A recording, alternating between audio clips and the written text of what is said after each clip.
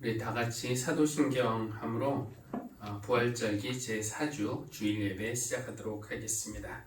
전능하사 천지를 만드신 하나님 아버지를 내가 믿사오며 그 외아들 우리 주 예수 그리스도를 믿사오니 이는 성령으로 잉태하사 동정녀 마리아에게 나시고 본디오 빌라도에게 고난을 받으사 십자가에 못 박혀 죽으시고 장사한 지 사흘 만에 죽은 자 가운데서 다시 살아나시며 하늘에 오르사 전능하신 하나님 우편에 앉아 계시다가 죄류로서 산자와 죽은 자를 심판하러 오시리라. 성령을 믿사오며 거룩한 공예와 성도가 서로 교통하는 것과 죄를 사하여 주시는 것과 몸이 다시 사는 것과 영원히 사는 것을 믿사옵나이다. 아멘.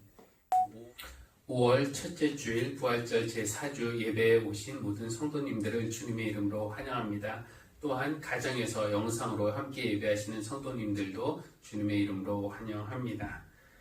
특별한 행사가 있는 것은 아니지만 오늘은 한국 교회가 전통적으로 어린이 주일로 지켜왔고 또 어린이날, 어버이날이 있는 그 주간에 많은 교회들이 그것을 합해서 가정주일로 지키기도 합니다. 오늘 우리 교회도 가정주일로 지키면서 예배를 드립니다. 광화문 교보 빌딩 앞에 가면은 소위 광화문 글판이라는 것이 있는데 계절별로 거기에 이제 글귀들이 있죠. 거기서 가장 사랑받는 글귀를 조사했더니 시인 나태주 씨의 풀꽃이 1위로 선정되었다는 그런 기사를 본 적이 있습니다. 그 풀꽃의 내용은 이렇습니다.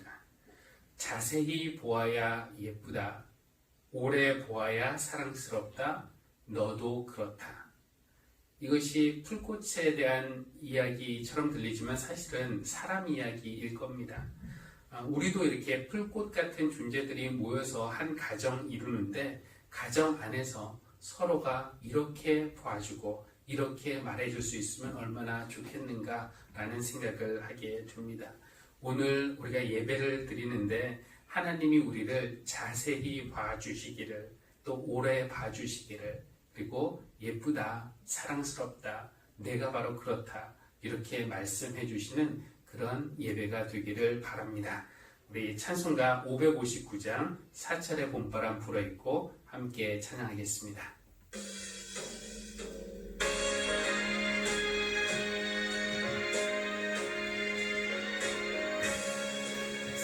사찰의 봄바람 불어있고 하나님 아버지 모셨으니 믿음의 반석도 든든하다. 우리 집 즐거운 동산이라 고마워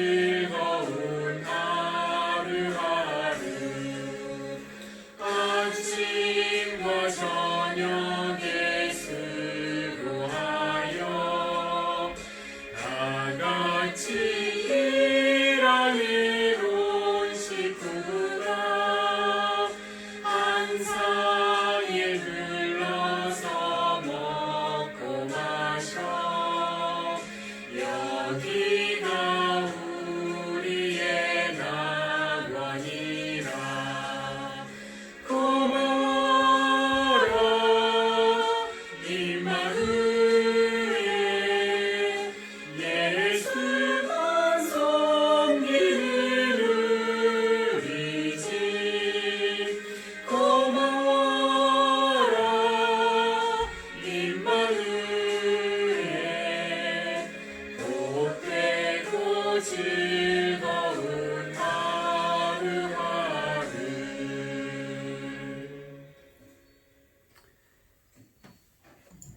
교동문은 가정주일 교동문인데요. 고린도전서 13장입니다.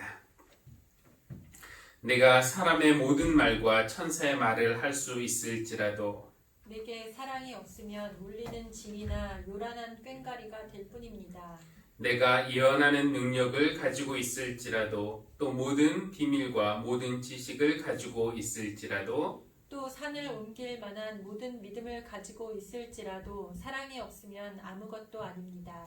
내가 내 모든 소유를 나누어 줄지라도 내가 자랑 삼아 내 몸을 넘겨줄지라도 사랑이 없으면 내게는 아무런 이로움이 없습니다. 사랑은 오래 참고 친절합니다. 사랑은 시기하지 않으며 뽐내지 않으며 교만하지 않습니다.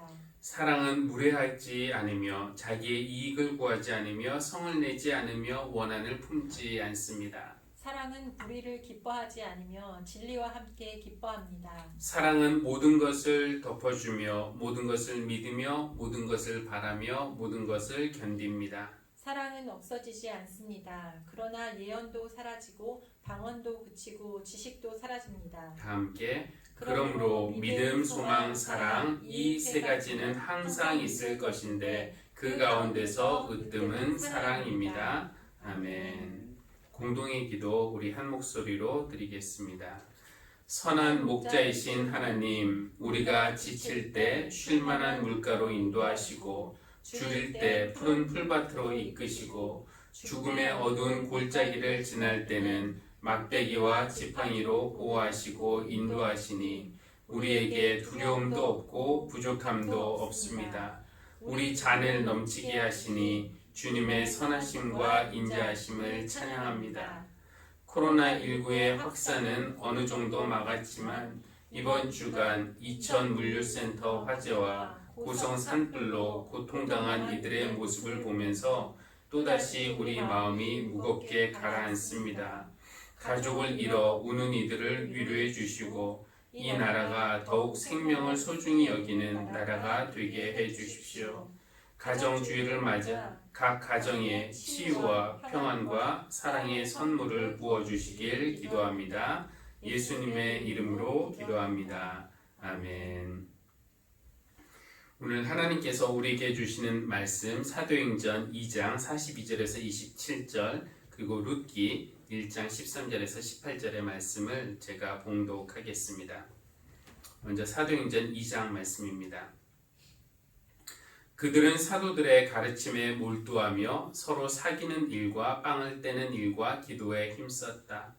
모든 사람에게 두려운 마음이 생겼다. 사도들을 통하여 놀라운 일과 표징이 많이 일어났던 것이다. 믿는 사람은 모두 함께 지내며 모든 것을 공동으로 소유하였다. 그들은 재산과 소유물을 팔아서 모든 사람에게 필요한 대로 나누어 주었다. 그리고 날마다 한 마음으로 성전에 열심히 모이고 집집이 돌아가면서 빵을 떼며 순전한 마음으로 기쁘게 음식을 먹고 하나님을 찬양하였다. 그래서 그들은 모든 사람에게서 호감을 샀다. 주님께서는 구원받는 사람을 날마다 더하여 주셨다. 아멘. 이어서 룻기 1장 13절에서 18절까지의 말씀입니다. 내 딸들아, 너희들 처지를 생각하니 내 마음이 너무나 괴롭구나. 주님께서 손으로 나를 치신 것이 분명하다. 그들은 다시 한번 큰 소리로 울었다. 마침내 오르바는 시어머니에게 입맞추면서 작별 인사를 드리고 떠났다. 그러나 룻은 오히려 시어머니 곁에 더 달라붙었다. 그러자 나오미가 다시 타일렀다. 보아라, 내 동서는 저의 결혜와 신에게로 돌아갔다. 너도 내 동서의 뒤를 따라 돌아가거라. 그러자 룻이 대답하였다. 나더러 어머님 곁을 떠나라거나 어머님을 뒤따르지 말고 돌아가라고는 강요하지 마십시오. 어머님이 가시는 곳에 나도 가고 어머님이 머무시는 곳에 나도 머무르겠습니다. 어머님의 결례가 내 결례이고 어머님의 하나님이 내 하나님입니다. 어머님이 숨을 거두시는 곳에서 나도 죽고 그곳에 나도 묻히겠습니다. 죽음이 어머님과 나를 떼어놓기 전에 내가 어머님을 떠난다면 주님께서 나에게 벌을 내리시고 또 더 내리신다 하여도 달게 받겠습니다. 나오미는 룻이 자기와 함께 가기로 굳게 마음 먹은 것을 보고 더 이상 말리지 않았다. 예배를 시작하면서 인용한 나태주 시인의 풀꽃은 자세히 보아야 예쁘다고, 오래 보아야 사랑스럽다고, 너도 그렇다고 말하고 있지만 멀리서 볼 때는 아름답지만 가까이에서 자세히 오래 보고 있으면 문제투성인 것 중에 하나가 가족입니다. 특별한 행사 계획을 세울 수 없었기에 광고는 하지 않았지만 5월 첫째 주일, 오늘은 가정주일로 지킵니다. 5월에는 어린이날, 어버이날, 그리고 많이 알려져 있지는 않지만 한 가정이 한 명을 입양하자는 뜻에서 정해진 입양의 날이 5월 11일, 그리고 두 명이 한 가정을 이룬다는 뜻에서 부부의 날은 5월 21일, 그래서 5월은 가정의 달입니다. 그러나 365일 우리 자녀들이 안전한 환경에서 자라면서 인격적인 대우를 받는다면 굳이 어린이날 하루 정할 필요 없을 것이고요. 또 1년 내내 연로하신 우리 부모님들이 공경받으면서 사신다면 딱 하루 어버이날이라고 정할 필요도 없었겠죠. 내 부모를 공경하라 라는 계명이 생긴 이유는 그만큼 연로하신 부모님들이 공경받지 못하는 경우가 자주 있었기 때문일 겁니다. 만약에 모든 부부가 평상시에 서로를 소중한 인격으로 대하고 서로 아껴주고 서로 사랑하며 산다면 부부의 날이 무슨 필요가 있겠습니까? 그러나 어린이날, 어버이날, 부부의 날 같은 날들이 있다는 것 자체가 우리 가정에 한계와 약점이 있다라는 것을 반증하고 있습니다. 여러분의 가정은 안녕하십니까? 부부싸움, 별거, 가정폭력, 이혼, 자녀들과의 소통 단절, 방치 혹은 과잉보호, 학대, 가출, 고부간의 갈등, 형제들의 다툼, 겉으로는 아주 평안하고 심지어 완벽해 보이는 가족 안에서도 여러 가지 안 좋은 일들이 종종 일어납니다. 그리고 가정에서 발생하는 이런 부정적인 경험들은 각 개인에게 상처로 남고 그 상처의 흉터는 종종 평생 이어지기도 합니다.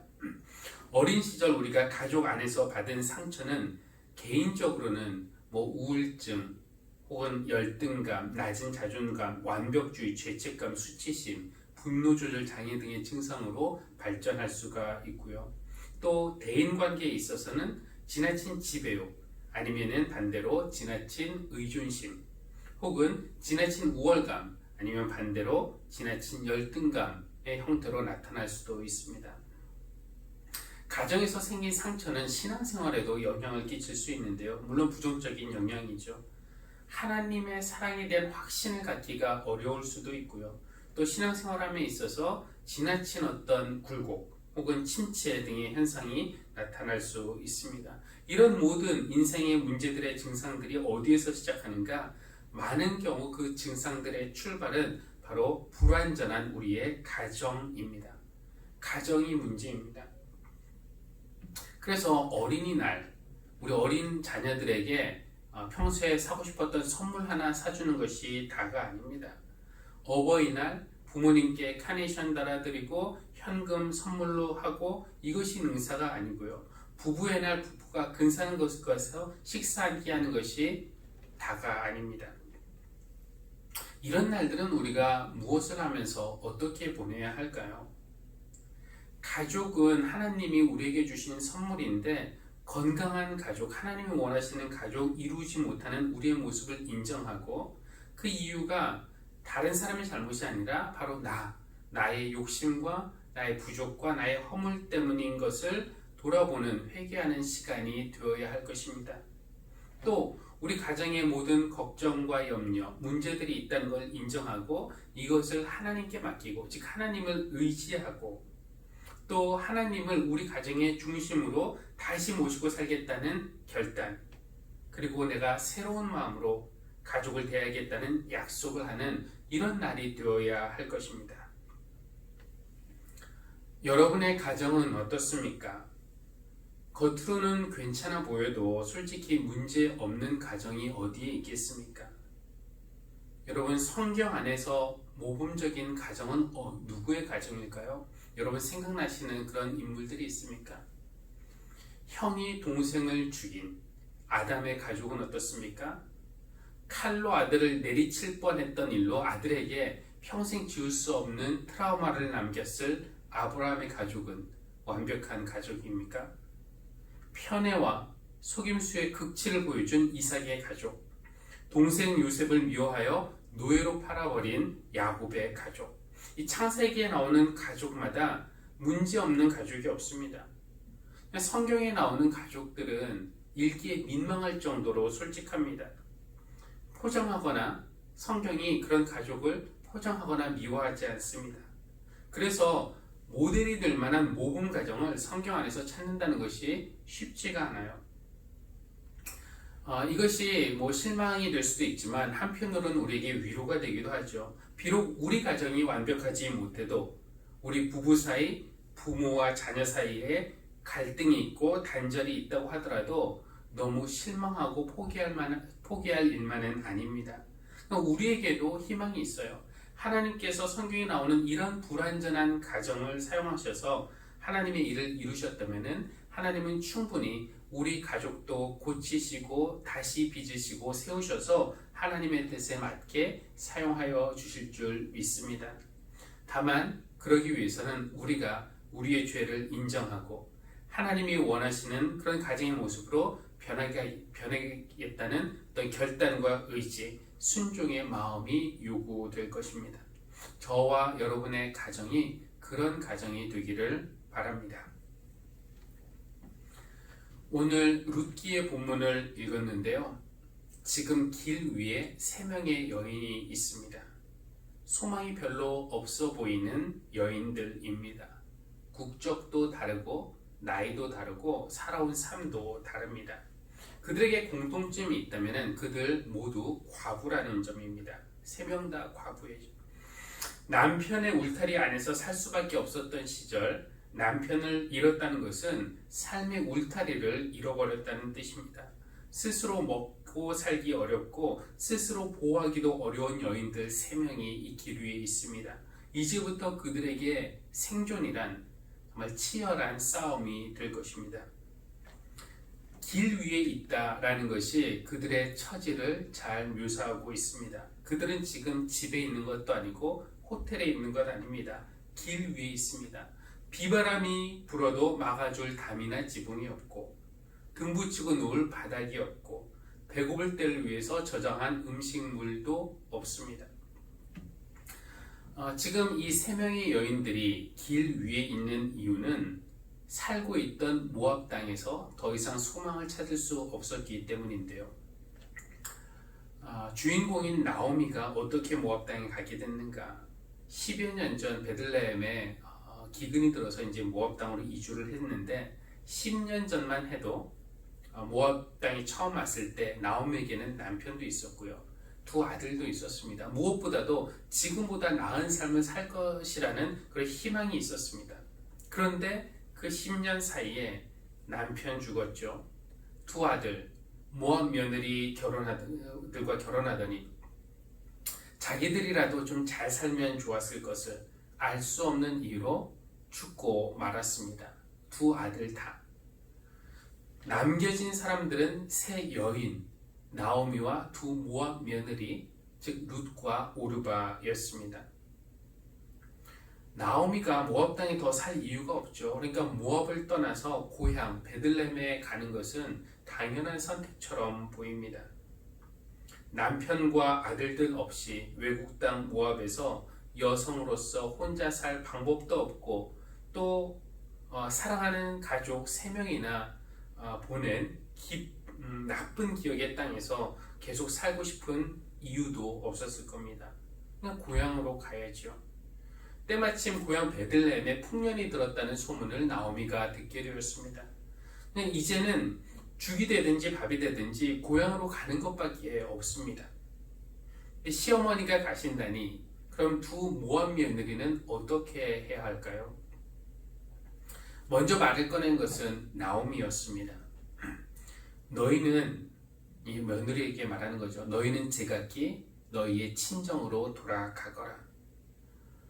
돌아가라고 한 데에는 이유가 있었습니다. 그들이 미워서 부담스러워서 돌아가라는 거 아닙니다. 차마 입 밖으로 내지 못하고 있다가 13절에서야 말을 하게 되는데 이렇게 나오미가 말합니다. 내 딸들아, 주님께서 손으로 나를 치신 것이 분명하다.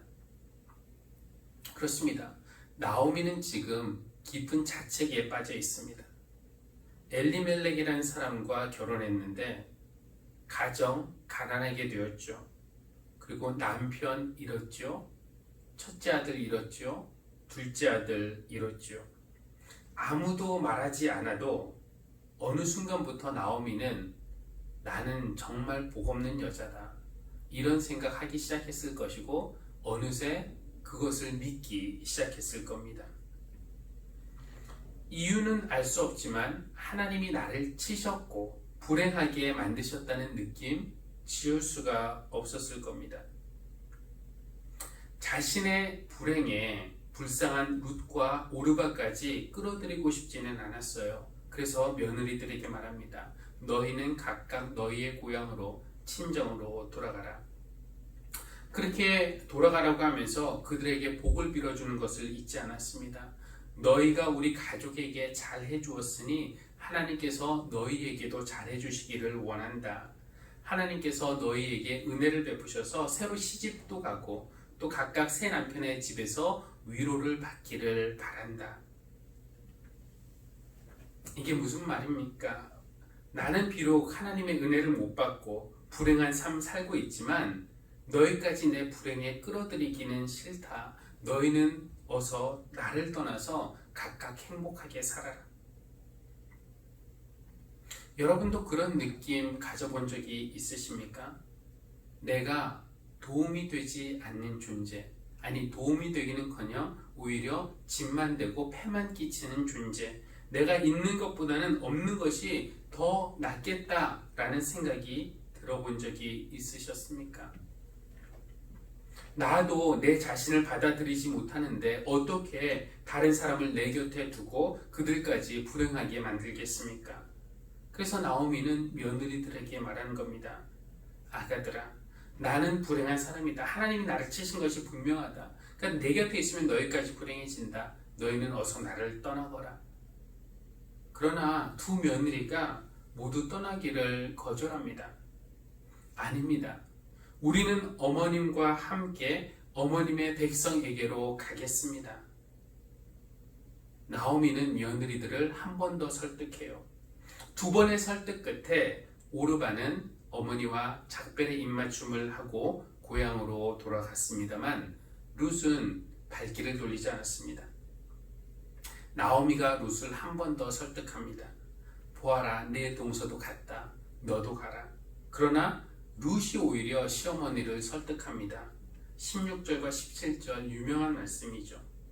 나더러 어머님 곁을 떠나거나 어머님을 뒤따르지 말고 돌아가라고 강요하지는 마세요. 어머님이 가시는 곳에 나도 가고 어머님이 머무시는 곳에 나도 머무르겠습니다. 어머니의 결례가 내 결례이고 어머님의 하나님이 내 하나님입니다. 어머님이 숨을 거두시는 그곳에서 나도 죽고 그곳에 나도 묻히겠습니다. 이 혼인 서약에나 나올 법한 그런 내용을 시어머니에게 하고 있어요. 끝까지 함께 하겠다니 이런 며느리의 마음씨가 따뜻하게 느껴집니다. 살든지 죽든지 끝까지 어머니와 함께 하겠다는 젊은 외국인 며느리의 단호함에서 우리는 감동을 받습니다. 예수님 돌아가실 때가 다 되었을 때 자기 사람들을 사랑하시되 어떻게 해요? 끝까지 사랑하셨다라는 표현이 요한복음에 나오는데 예수님이 룻의 후손이어서 그럴까요? 예수님의 그 마음을 룻에게서 물려받지 않았을까라는 생각을 하게 됩니다. 어머니 가시는 그곳에 나도 가고 어머니 머무시는 그곳에 나도 머물고 어머니 죽으시는 그곳에 나도 묻혀서 거기서 죽어서 같이 묻히겠습니다. 이렇게 착하고 어진 며느리를 가진 나오미는 복받은 사람이라고 할 수 있겠죠. 비록 남편 잃었어도 두 아들마저 잃고 희망도 잃고 홀로 남아서 극단적인 선택을 할 만한 상황이라고 하더라도 이런 며느리가 그의 곁을 지키는 한 나오미는 결코 인생을 외롭다고 느끼지 않았을 겁니다. 최근에 이런 글귀를 본 적이 있습니다.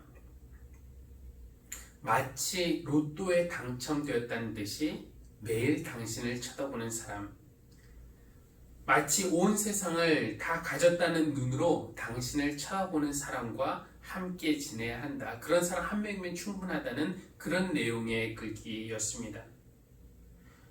어머니 가시는 곳에 나도 가고 어머니 머무시는 곳에 나도 머물고 어머니 죽으시는 그곳에서 나도 죽어서 묻히겠습니다. 룻이 그 말을 했을 때 그를 바라보는 나오미의 눈빛이 어땠을까요? 너 같은 며느리 가졌으니 나는 로또에 당첨된 시어머니다. 그런데 로또에 당첨된 것은 나오미만은 아닙니다. 우리도 로또에 당첨이 되었어요. 우리가 이미 알고 있듯이 룻은 예수님의 족보에 들어가 있는 몇 안 되는 여인들 중에 한 명이죠. 예수님의 조상입니다. 룻은. 그래서 우리는 룻의 모습에서 예수님의 모습을 엿볼 수가 있어요. 나는 하나님이 치신 불행한 사람이니까 떠나라 라고 말하는 나오미가 있고, 그런 나오미를 떠나지 않겠다고 살든지 죽든지 끝까지 동행하겠다고 다짐하는 룻이 있습니다. 우리도 우리 자신에 대해서 나오미의 형편처럼 느껴질 때가 있죠. 하나님이 나를 치신 것 같고 불행하게 만드신 것 같고, 이 정도면 내가 세상에서 제일 불행한 사람이니까 원망과 불평으로 평생을 지내도 괜찮다는 핑계가 생기고, 하나님의 은혜, 사람들의 호의 이런 거 받기는 긁는 운명인 것 같고, 그래서 세상을 향해서 심지어 하나님을 향해서 등을 돌리고 내버려 둬 이러면서 불행하기로 결심하지만, 그래도 감사한 것은 우리에게는 룻처럼 좋을 때나 나쁠 때나 건강할 때나 아플 때나 기쁠 때나 슬플 때나 부유할 때나 가난할 때나 결코 우리를 떠나지 않고 끝까지 우리 곁을 지키시면서 동행하시기로 작정하신 예수님이 계시다는 것입니다. 우리가 그런 예수님을 가졌다는 것은 정말 복 중의 복 아닙니까? 세상에 누가 우리에게 그런 약속을 해주겠습니까? 세상 끝날까지 내가 너희와 함께 있을 것이다. 누가 우리를 보고 너는 내 사랑하는 아들이다, 내가 너를 좋아한다, 우리가 세상의 창조주로부터 이런 사랑 고백을 들을 수 있다는 것은 복 중의 복입니다. 우리는 로또에 당첨되었다는 마음으로, 기쁨으로 온 세상을 가졌다는 눈으로 예수님을 바라보지만, 오히려 그분의 눈빛 속에서 우리를 더 소중하게 여기시고 온 세상을 다 가졌다는 듯이 우리를 흐뭇하게 바라보시는 하나님을 만날 수 있어요. 우리를 향해 자세히 보아야 예쁘다, 오래 보아야 사랑스럽다, 네가 그렇다 말씀해 주시는 하나님을 우리가 만납니다. 우리는 아까 찬양했죠. 나 주님의 기쁨 되기 원하네. 내가 원하는 한 가지 주님의 기쁨이 되는 것 찬양했지만, 사실은 하나님이 우리에게 이런 가사로 노래해주고 싶어 하실 것입니다. 내가 너의 기쁨 되기 원한다. 내가 원하는 것 한 가지, 그것은 내가 너의 기쁨이 되는 것, 너희가 나 때문에 기뻐하는 것이란다. 하나님이 이런 가사로 우리에게 노래 불러주시지 않겠습니까? 기쁠 때나 슬플 때나 건강할 때나 아플 때나 가난할 때나 부유할 때나 끝까지 여러분과 동행하실 분이 계십니다. 그분의 이름이 예수 그리스도, 룻의 후손입니다. 우리 가정도 때때로 어려움을 겪습니다. 나오미처럼 불행한 일들이 겹칩니다. 그래도 우리 곁에는 끝까지 남아 계시는 분이 계시죠. 이렇게 말씀해 주십니다. 너희 가족이 가는 그곳에 나도 가고 너희 가족이 머무는 그곳에 나도 머문다. 너희 가족의 기쁨이 나의 기쁨이고 너희 가족의 아픔이 나의 아픔이다. 내가 끝까지 너희와 동행한다. 우리 주님이 끝까지 여러분 가정과 동행하심을 믿고 그 믿음으로부터 큰 힘과 위로를 받으시기를 바랍니다. 예수님의 이 사랑이 오늘 우리의 가정을 새롭게 하여 주시는 주님의 능력이 되기를 바랍니다. 기도하겠습니다. 하나님, 우리에게 할아버지와 할머니, 아버지와 어머니, 자녀들, 형제 자매로 이루어진 가정을 주셔서 그 가정을 통해 하나님의 사랑을 배우고 경험하게 하시니 감사합니다. 우리 가정이 불완전할 때 주님을 주인으로 모시고 주님과 동행하면 더 온전한 모습으로 변화될 줄 믿습니다. 오셔서 우리 가정의 아픔을 위로하시고 우리 가정의 죄를 용서해 주시고 우리 가정의 잘못을 고쳐주시고 우리 가정이 가는 길을 인도하여 주십시오. 가정 안에서 주님을 모시고 살듯이 살게 하시고 가족들을 대할 때 주님께 하듯이 대함으로 우리 가정이 주님 기뻐하시는 모습으로 성장할 수 있도록 은혜 베풀어 주시기를 기도합니다. 예수님의 이름으로 기도합니다. 아멘. 우리 찬송가 440장 어디든지 예수 나를 이끌면 함께 찬양하겠습니다. 찬송가 440장입니다.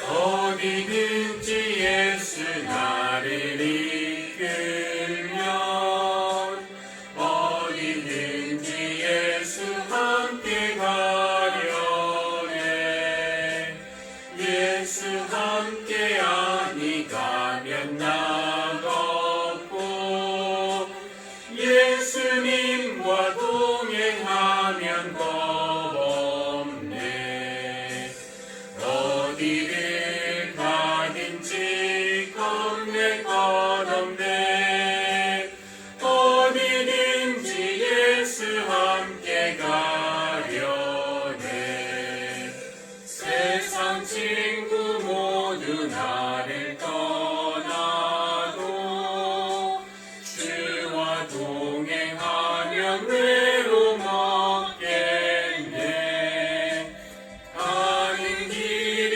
위태하고 험해도 어디든지 예수 함께 가려네 어디를 가든지 겁낼 것 없네 어디든지 예수 함께 가려네 어두운 그늘 나를 애워 살 때에 주가 함께 계신 믿고 자려네 죽은 후에 천국에서 깨어나 예수 함께 길이 살리라 어디를 가든지 겁낼 것 없네 어디든지 예수 함께 가려네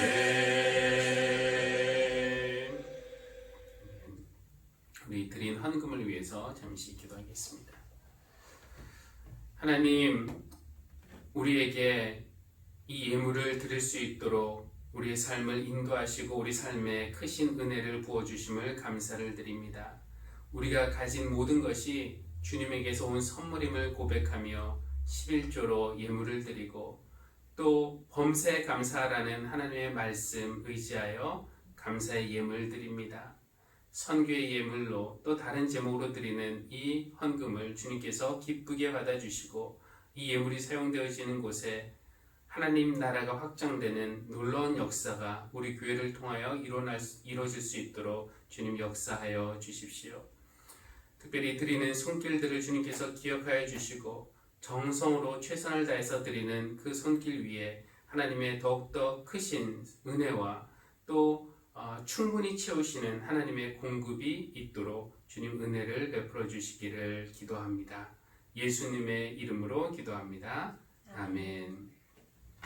예, 교회 소식 전해드리겠습니다. 이제 다음 주일 5월 10일부터 우리가 정상적으로 주일 예배를 드리도록 하겠습니다.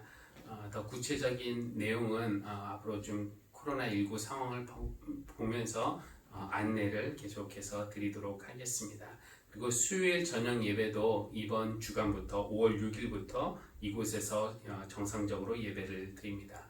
이번 수요일에는 루마니아 선교사이신 김재곤 선교사님이 오셔서 간증 및 또 집시 선교하고 있는데 집시 선교 이야기를 나누도록 하겠습니다.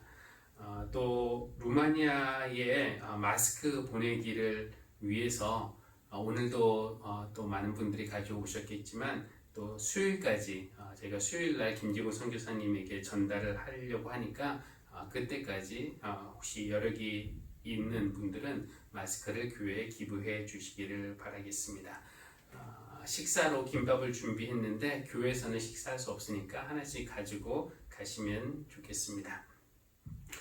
신앙 실천으로는 개인별 혹은 속회별로 성경을 읽으면서 녹음을 해봅시다 이렇게 했는데 개인별로 하셔도 되고 조금 긴 것은 속회별로 하셔도 좋은데 로마서나 히브리서 또 사복음서 중에 하나 이렇게 속회별로 좀 계획을 짜서 하시고 또 나누시면 좋겠습니다. 또 이웃사랑으로는 이번 주간에 이제 어린이날도 있고 또 어버이날도 있는데 가족에게 부모, 자녀, 형제자매에게 사랑과 감사의 마음을 표현하시기 바라겠습니다. 이제 보냄의 말씀 후에 파송찬송 그리고 축도로 예배를 마치겠습니다. 부부의 서약 위에 세워진 가정에 주님은 너희 가는 곳에 나도 가고 너희 머무는 곳에 나도 머물겠다고 약속하시고 끝까지 동행하여 주실 것입니다. 지금까지 동행하신 주님께서 끝까지 동행하실 것을 믿으며 세상에 나아갑니다. 우리 교회도 길 위에 있는 사람들과 동행하는 교회가 되겠습니다. 아멘. 아멘.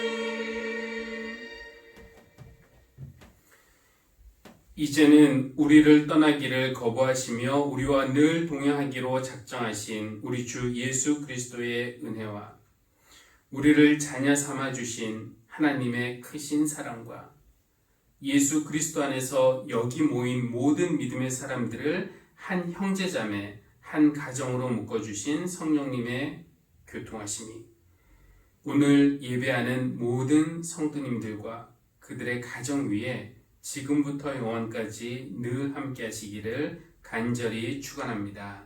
아멘.